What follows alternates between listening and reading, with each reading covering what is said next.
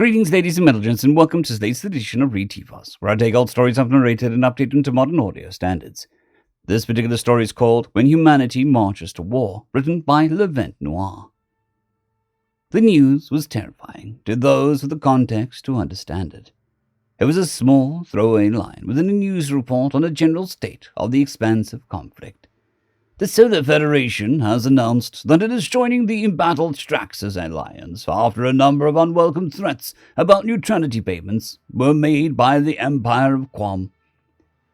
The current war was a regional conflict over a number of issues arising from a complicated legislative structure of a border planet that then spun out into a matter of honor. Fighting has been going on for some time, as both sides chose to organize battles on agreed grounds and with trained, paid warriors. Straxus were losing ground, each time their defeat pushing them back. Less selection of ground, fewer soldiers, and a more strained economy. Quam had a long history of raising military lineages, and there were many well-bred figures within the command structure, their resplendent accolades borne proudly. Nearly nobody really knew how humans fought. They were a small species who kept their history secret from the wider galactic races.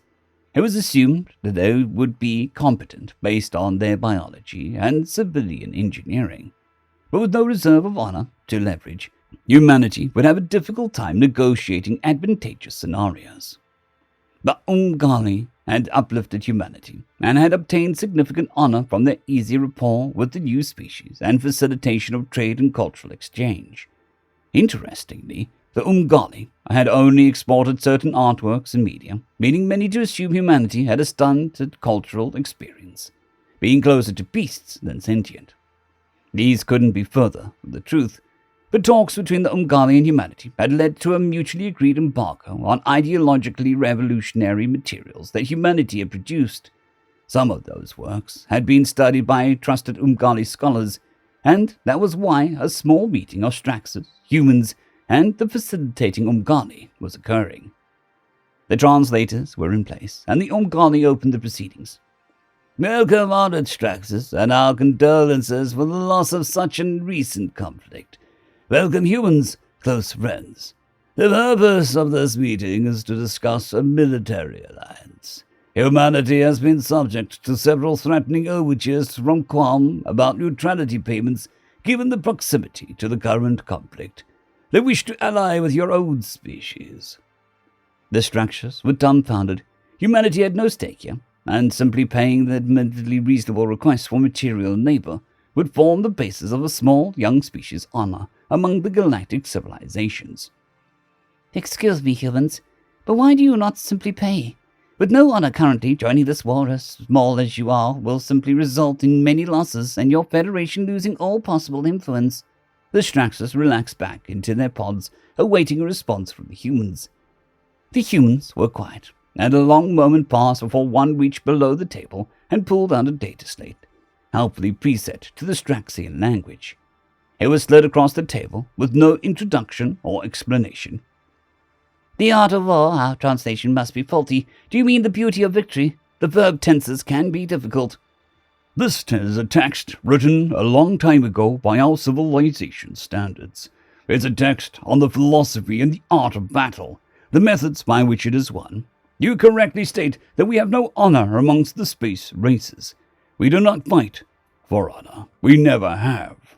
We fight to win, to be the last one standing, by whatever means we can utilize to crush and destroy our foes." The short speech rocked the Straxus, and even the Umgali, accustomed to the censored media humanity had of its internal conflicts, were quietly impressed at the confident force with which the words were projected. The human continued. "When the Umgali first met our species, they attempted to learn about us. We were welcomed and taught. We traded and exchanged cultures. When the Quam first contacted us, it was a demand for tribute and a threat of force. Humanity rejected both. Now we meet the Straxus, and we offer our strength in the fires of war against a common foe." The air hung thick, and still before the Straxus responded. "You earn much honor by offering to ally with us during the superior force of such idealistic principles. but I fear it shall be lost upon the battlefield. Regardless, we welcome your aid, for camaraderie in defeat is a grace. We will not lose. We regret the insult by association, but the Quam don't understand the first thing about war. We shall attack them within hours of your agreeing to this alliance. Our estimates show that the encamped army in the Quanzarag highlands can easily be destroyed. Yes, all 4 million of them. The Straxes looked at each other nervously. The human was insane. There was no way that an army could march up those highlands. The terrain was unfavorable, and the defenses of the Quam far too strong. By the time a messenger requesting battle got there, the time was agreed upon, and the Quam ready to allow you to attack, they would be fully committed to the defenses, as they always were. The Straxes could not allow humanity to do something so foolish. We, cannot. The human cut them off. We accept your alliance. As far as we are concerned, you're allied with us this day. We are going to attack the Quam in a few hours anyway. If you see the results and wish to rise with us, then we shall agree to have the documents support it. The humans rose as one and walked out of the room, leaving some highly confused Straxes and the Umgali. Do not be worried. One of the Umgali broke the unease. The humans understand war far better than you think. They view it differently. How do humans view war? It is to be civilized, a contest of arms for honor and graceful acquittal of the field of battle, but by the defeated. Humans, they say that they fight to win. They do not fight at agreed times. With agreed forces, they impose battle upon the enemy. We do not know how they will do so against the Quam of the Kozak Highlands, but we suggest that you observe. The Straxes camped out relatively near the highlands, powerful optical scopes, watching for the marching dust of the human army. They were not even aware that humans had landed upon the planet, much less hid an army of sufficient size. There was one lookout who spotted a meteor swarm, descending lines of burning rock illuminated on atmospheric entry. An ill omen for battle. As the seconds passed, the meteor swarm was clearly not natural. There were far too many trails, all descending straight down, seemingly in formation. Optical scope power was increased significantly, and the images resolved. Cone-shaped objects with wide, blunt bottoms were glowing white-hot as they slammed through the atmosphere. Each object slammed into the rock with an explosion larger than any Straxes had seen. The craters the objects had made in the very middle of the Quam encampments, and it was only an hour or so until dawn. The camp quiet until it was rent by this assault.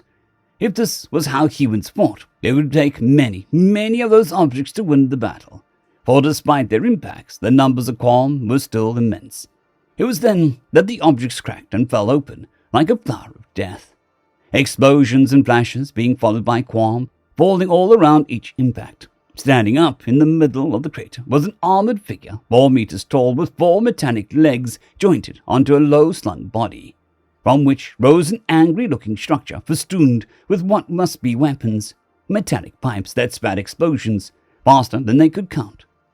What few Quam were awake and ready grabbed their swords and spears, charging, but could not close the quarters before being struck down by the explosions from these machines that did not even touch them. It was a sight the Straxes had etched into their memories. The nightscape lit up with burning fires, glinting off the dulled metal machines that stalked through the Quam encampment. Explosions from the unknown weapons striking the Quam down, as welcome and warlike as the plague, yet as ruthlessly effectively delivering death and destruction. It was this that the Umgali had known would occur, and that had terrified them. The Straxes quaked at such unrepentant destruction, and fearfully transmitted that they would very much like to be allies. Humanity did not fight for honor. Humanity did not fight by the rules. Humanity warred for pure, cold victory through complete destruction. Now humanity marched to impose war, regardless of if Quam agreed to it or not. End of story. I would like to thank our T5 members and patrons, Casper Arnholtz, John Creighton, Vidmori, 050, Dragzoon WRE, and Elijah Silvercross. Thank you very much.